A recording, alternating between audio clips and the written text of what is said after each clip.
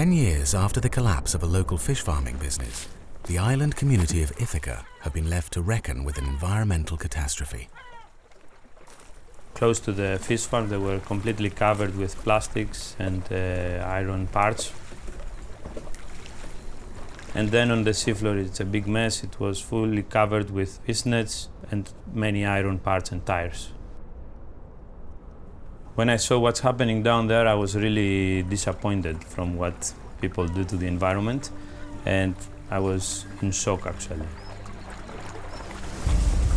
In September 2020, a cyclone ravaged the coastal regions of Greece and its neighboring islands, spreading and intensifying the situation.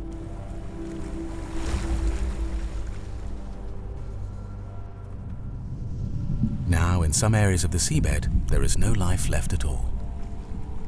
Ghost gear is the most common form of plastic that we find in Greece, 20% of what currently exists. Marine plastic pollution and the climate crisis is destroying the Earth, of course, but it's also affecting our societies. Following in the steps of Odysseus, the islanders have faced a decade-long battle to make amends with their environment. This fabled island, an allegory for humanity's journey through life. Now a forewarning of what our future could hold if we carry on this same path. If we don't do something about that, the Earth is going to survive. Humanity is not going to make it. Despite the overwhelming scale of the problem, the island is pushing for a bright future.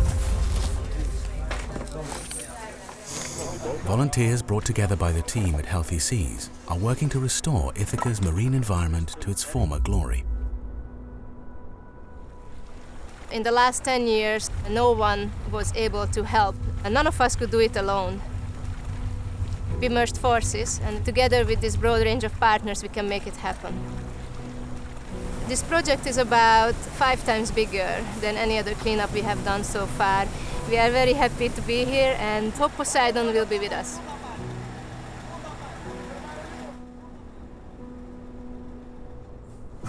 Split into 4 teams, the divers scour the ocean floor. Miles of nets are tangled on rocks and industrial wreckage that need to be cut free. It's a huge scale.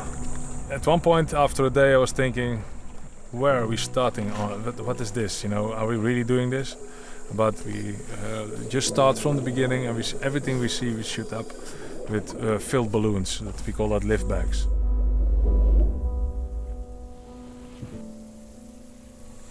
Today I have been counting the seagrass.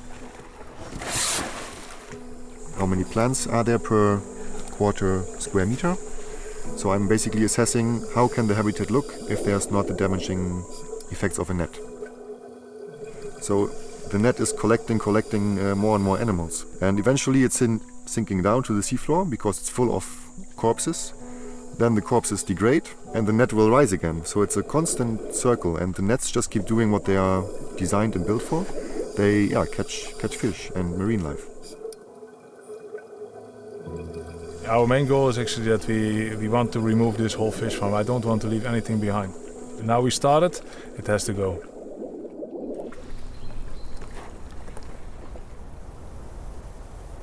In circular economy, waste is a resource. We make sure that the materials we collect is being cleaned, sorted, and sent to different recycling channels.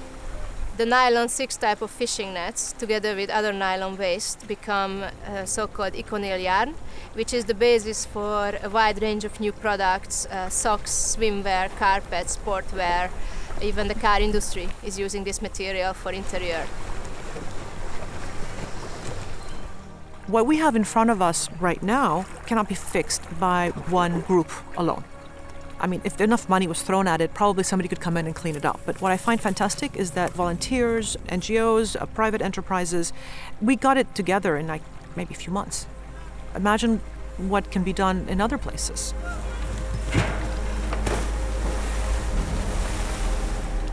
Community, you can't take it away from the sense of a circular economy. It's almost actually the definition of it.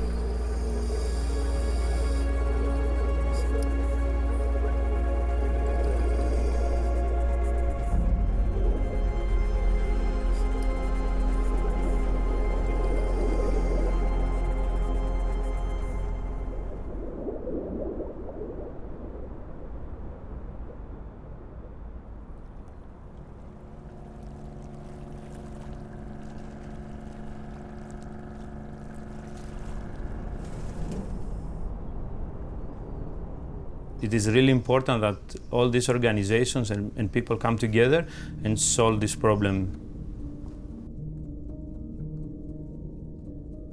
People are gonna see what happened there, and it's a good example to protect the island and the environment so this thing will not happen again.